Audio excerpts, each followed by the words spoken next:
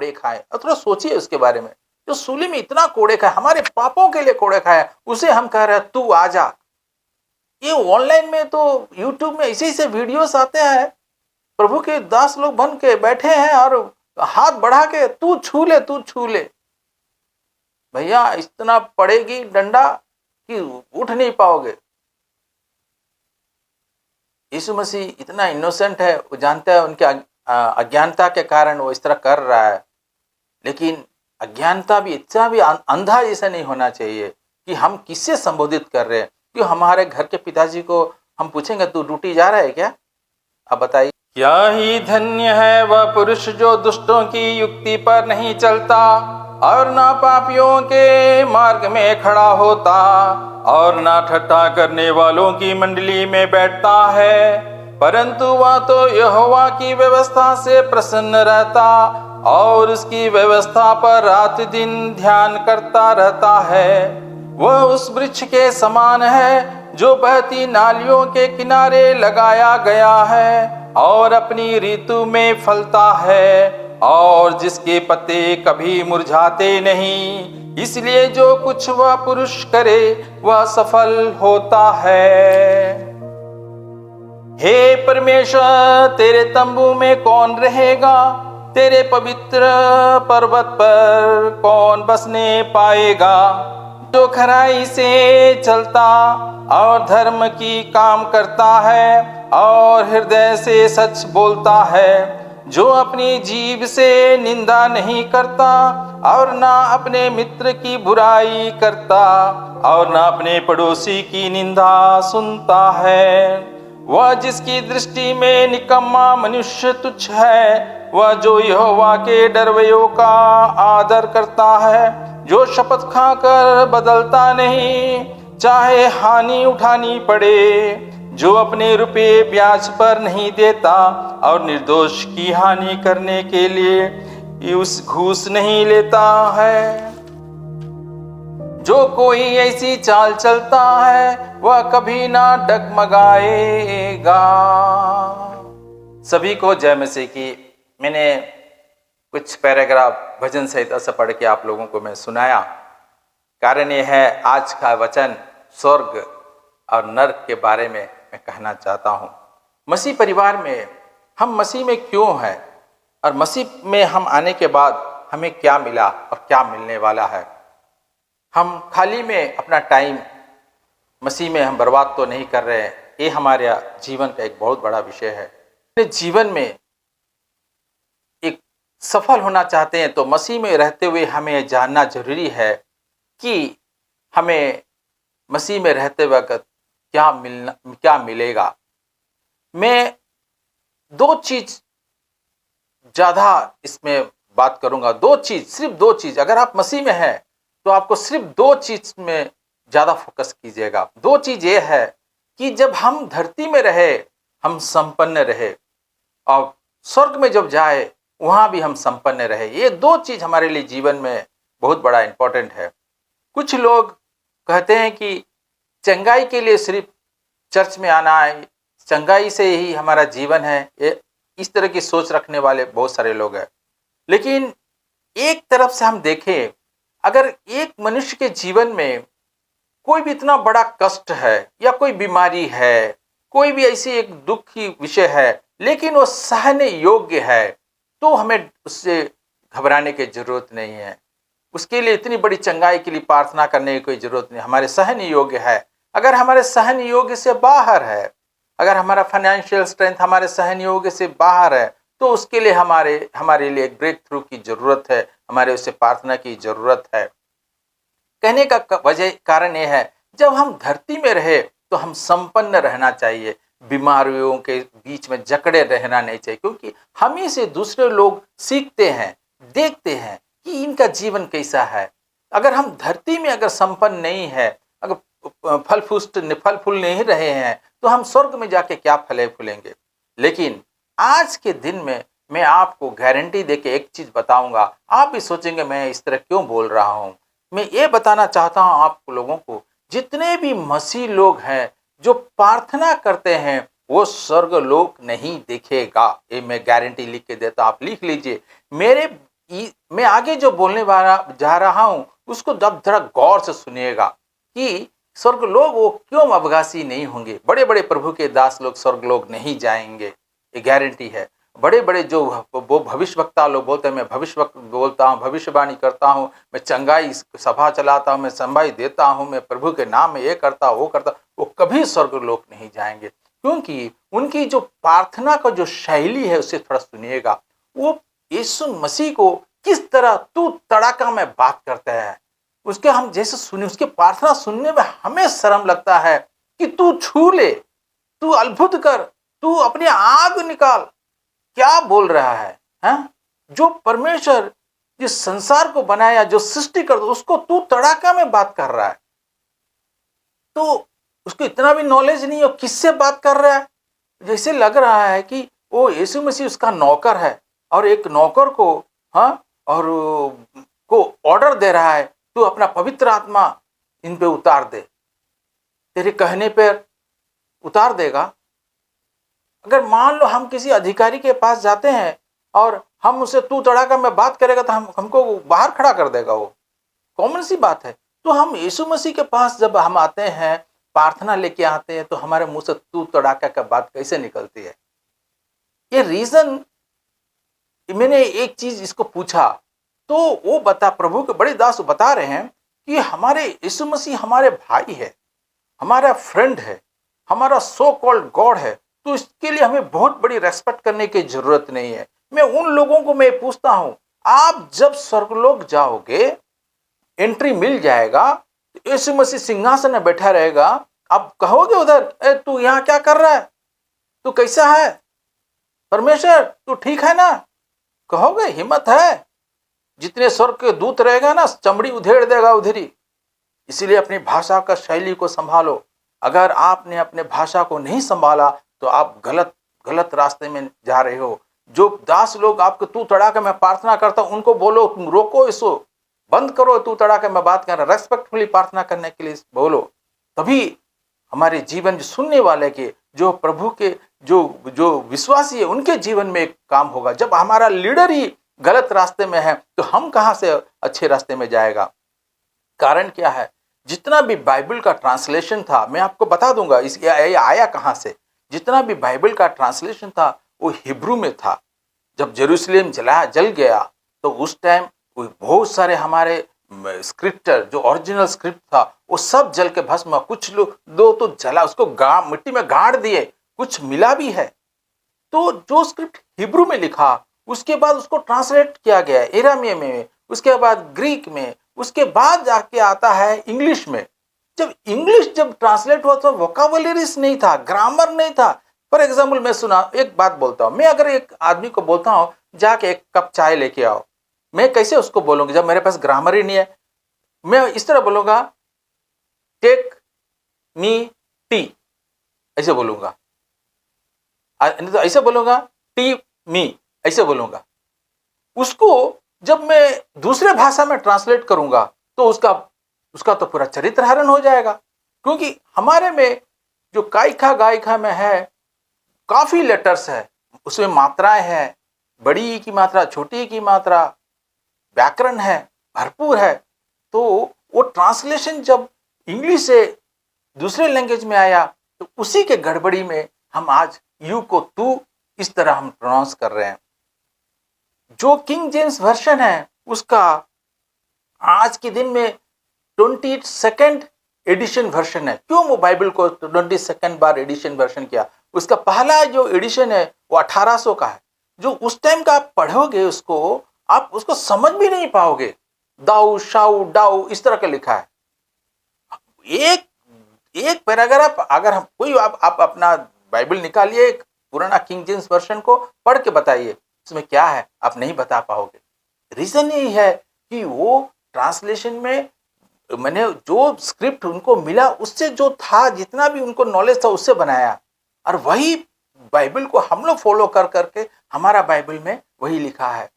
पहले एक छोटा सा उदाहरण दे रहा हूं तभी आप लोगों को समझ में आएगा। पहले कहते थे कि सूरज पृथ्वी के चारों ओर घूमता है, ठीक है, लेकिन 1800 43 में, सॉरी 1543 में, 1543 में निकोलस नाम का एक वैज्ञानिक, हाँ, वैज्ञानिक ने पता किया, जो उसने एक दूरबीन बनाया, तो उस हिसाब से उसने पता किया और बताया कि नहीं, सूरज सेंटर में है, उसके चारों ओर पृथ्वी परिक्रमा करती है। वो एक दिन में 24 घंटा होता है, इसीलिए वो सूरज उगता है, ढलता दिखता है, क्योंकि सूरज स्टिल है और पृथ्वी घूमती है। वो कब मालूम चला? अभी 1543 में मालूम चला। तो क्या हम पुराना चीज लेके घूम रहे हैं आज? नहीं, हम नया चीज लेके घूम रहे हैं। जब हमारे में हमको मालूम है कि इसमें ट्रांसलेशन का गड़बड़ी है, तो हम उसको क्यों लेके बैठे हैं? हम क्यों तू तड़ाका में प्रार्थना करते हैं? अगर हम परमेश्वर को रेस्पेक्ट नहीं दे, अगर हम अन्य जाति हो तो उससे भी अच्छा है।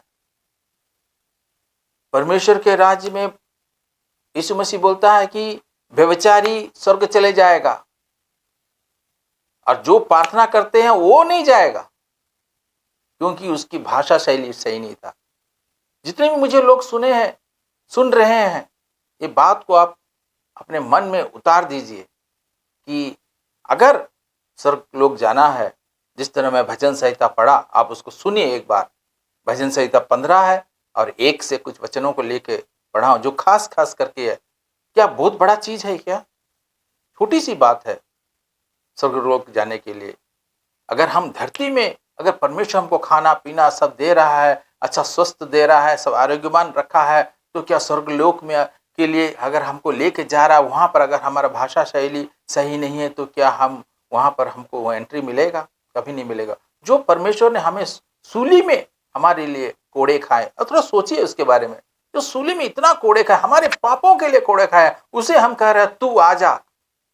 ये ऑनलाइन में तो यूट्यूब में ऐसे वीडियोस आते हैं, प्रभु के दास लोग बन के बैठे हैं और हाथ बढ़ा के तू छू ले, तू छू ले। भैया इतना पड़ेगी डंडा कि उठ नहीं पाओगे। यीशु मसीह इतना इनोसेंट है, वो जानता है उनके अज्ञानता के कारण वो इस तरह कर रहा है, लेकिन अज्ञानता भी इतना भी अंधा जैसा नहीं होना चाहिए कि हम किससे संबोधित कर रहे हैं। क्यों हमारे घर के पिताजी को हम पूछेंगे तू ड्यूटी जा रहा है क्या? अब बताइए, हमारे फादर जब ड्यूटी जा रहे हैं, ड्यूटी से आ रहे हैं, तू कब आया? तू आज मार्केट जाएगा? इस तरह हम पूछेंगे हैं? अगर ऐसा पूछ लिया तो उस दिन का खाना बंद हो जाएगा फिर। तो हमें ये इसे हम जानते हैं, इसका बोध है कि हमें किससे कैसे व्यवहार करना है, लेकिन जब हम प्रार्थना का विषय में जब आते हैं तो हम भूल जाते हैं कैसा प्रार्थना करना है। बहुत सारे लोग वीडियो देखते हैं, लेकिन व्यूज देख के ही वीडियो देखते हैं। अरे इसमें कितना 50 व्यूज है, इसमें कितना 30 व्यूज है, इसमें क्या 100 व्यूज है। तो मेरे ही चैनल को मैं एनालिसिस किया एक बार। एनालिसिस करते वक्त मैंने देखा कि परसेंटेज ऑफ व्यूज बहुत ज्यादा है। 95-98% व्यूज जो एक व्यक्ति देख रहा है, लेकिन फिर भी ये जा क्यों नहीं रहा है, वीडियो जा क्यों नहीं रहा है। तब मैंने गूगल में जाके मैंने यूट्यूब से मैंने बातें किया, तो यूट्यूब ने मुझे बताया कि इसमें प्रॉम्प्ट बोल के एक ऑप्शन दिया है, आप उसमें जाके आप प्रमोट कीजिए आपके वीडियो को। आप जब प्रमोट करोगे कुछ ऑप्शन देके और उसमें पैसा भरोगे, तभी आपका वीडियो को नए नए लोगों को तरफ दिया जाएगा। देखिए कैसा जमाना आ गया है। पहले बोलते थे कि यूट्यूब से सब पैसा कमा रहे हैं, आज यूट्यूब हमसे कमा रहा है। क्योंकि हमारे देश के बड़े नेता बोलता है कि आप लोग चैनल यूट्यूब बनाओ, यूट्यूब में रील्स डालो, इंस्टाग्राम बनाओ, वो करो। तो हम क्या हो गए, हम कंज्यूमर बन गए, हम यूजर बन गए। अगर हमारा जब यूज ज्यादा हो गया तो अभी वो लोग क्या बोल रहे हैं, तुम्हारा वीडियो को आगे लेके जाना है तो पैसा डालो। लेकिन बड़े चैनलों का क्या है, बड़े जो प्रभु के दास लोग हैं, तो उनके नाम तो लोग सर्च कर लेते हैं, हम लोग सर्च करके मिल जाता है, तो उनका वीडियो देख लेते हो, तो उनमें वो लोग रेस्ट्रिक्शन नहीं डाल सकते। लेकिन हमारे जैसे जो छोटे कलीसिया के लोग हैं, जिसमें 40 मेंबर है, हाँ, डांट फटकार हो जाए तो 15 आते हैं, फिर प्यार से बोले तो फिर 25 आते हैं। ऐसे चर्च के लोगों को कौन सर्च करेगा यूट्यूब में कि इनका वचन सुनने के लिए? इसलिए मेरे भाई, आप ही लोग इस वीडियो को शेयर करोगे नहीं, लाइक नहीं करोगे, दूसरे तक नहीं पहुंचाओगे, तो ये यूट्यूब को हम पैसा देके हम वचन पहुंचाने वाले नहीं हैं। भले ही 10 आदमी देखे, अगर 10 में हमें जब इधर एनालिसिस चेक करते हैं हमको मालूम चल जाता है कि 10 आदमी ने कितना परसेंट, कितना दूर तक देखा है वीडियो को, तो बस वही काफी है, उनका ही मन बदल जाए वही काफी है। अगर 140 करोड़ लोगों में अगर बदलाव आता है कि एक आदमी बदल जाए, वो हमारे लिए काफी है। हमको कुछ मिलने वाला नहीं है, लेकिन तसल्ली रहेगा कि चलो एक परिवार तो बच गया, उस परिवार में शांति तो आई, और कुछ नहीं। इसीलिए मैं आप लोगों को गुजारिश करूंगा कि आप लोग इसे शेयर करके घंटी वाले बेल आइकन को ऑन कर दीजिएगा, क्योंकि बार बार जब वीडियो डालें तो आपको नोटिफिकेशन आएगा, और अपने उसको दूसरों को भेजिए और उसको लाइक कीजिए। नहीं तो एक दिन ऐसा आएगा, कोई भी प्रभु के छोटे छोटे जितने भी कलीसिया है, जिस तरह बंद हो रहे हैं, जब आप लोग को मालूम बोलने की जरूरत नहीं, जिस तरह कलीसिया बंद हो जा रहे हैं, उसी तरह धीरे धीरे चैनल भी बंद हो जाएंगे और प्रभु का वचन इस देश से ही निकल जाएगा। तो उसका आप सोचिए क्या होने वाला है हालत। हालेलुया। इसलिए ऐसा ना होने के लिए मैं आप लोगों सभी से गुजारिश करूंगा कि आप लोग मैक्सिमम दूसरों को शेयर किए और बताए और उन वचनों को सुने। अगर अच्छा लगता है तभी आप कीजिए, ऐसा नहीं कि अच्छा नहीं लगा तो मत कीजिए, ऐसा नहीं। अच्छा लगता है, आपके लिए फायदे की बात है तो आप जरूर बताइए, और इसी तरह आप हमें हमेशा हमारे साथ बने रहिए। मैं ये कहना चाहूँगा कि हमारा मेन एजेंडा जीवन में कि स्वर्ग में जाना है, धरती में हम अच्छा संपन्न रहना है, स्वर्ग में जाना है। अगर हम स्वर्ग धरती में अगर रेंगते रहेंगे तो हम स्वर्ग में हम जा पहुंचे बोल के नहीं सकते। अगर यहाँ पर अगर 2 टाइम का 3 टाइम का अच्छा वेल ड्रेस्ड है, वेल इक्विप्ड है, हम जरूर स्वर्ग में भी जाके वेल इक्विप्ड रहेंगे। हालेलुया। क्योंकि लोग हम पे नजर रखे हुए हैं कि इनका चरित्र कैसा है, इनका उठना कैसा है, बैठना कैसा, हर चीज में इसमें स्वर्ग का एंट्री इनको मिलेगा कि नहीं मिलेगा। जब आप भी प्रार्थना करें, हमेशा एक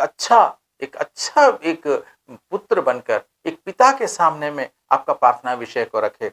हालेलुया। इसे मांगने वाला ना बने। हालेलुया। हक के साथ मांगने वाला, पिता से हम क्या मांगेंगे उसको सब मालूम है हमको क्या चाहिए। हक के साथ हमें उससे बातें करें, अधिक से अधिक उनसे बातें करें, तभी वो परमेश्वर हमें अपने रास्तों में, अपने मार्गों में हमें संभालेगा और हमें जो जरूरत की चीजें वो हमें देगा।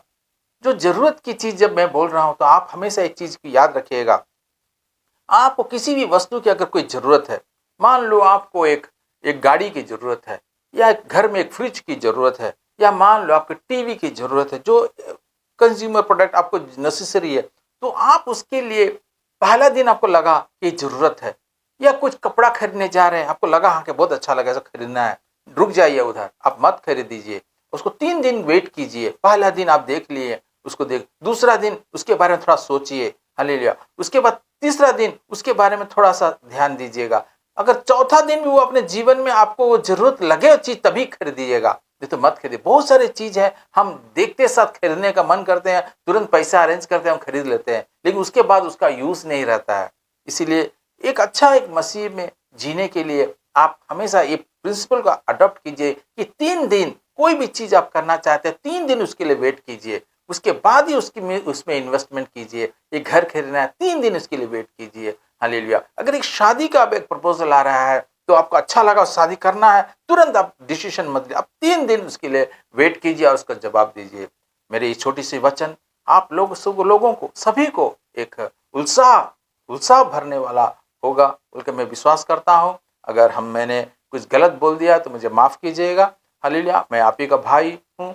हालेलुया। और मेरा फर्ज बनता है कि मुझ में हालेलुया दूसरों से हालेलुया आप लोगों को लिए एक प्लेटफॉर्म दूं और सही मसीहत में शिक्षा दूं और आपको आगे की हाइट तक लेके जाऊं। इसलिए जब भी आप प्रार्थना करें, विश्वास के साथ प्रार्थना करें और अच्छी भाषाओं का उपयोग करके प्रार्थना करें। ये ना है कि हालेलुया जिस तरह आज के दास लोग जिस तरह भाषा उपयोग करते हैं उस तरह ना करें, और आप लोग खुश रहे और शांति से अपना जीवन व्यतीत करें। सभी को जय मसीह की।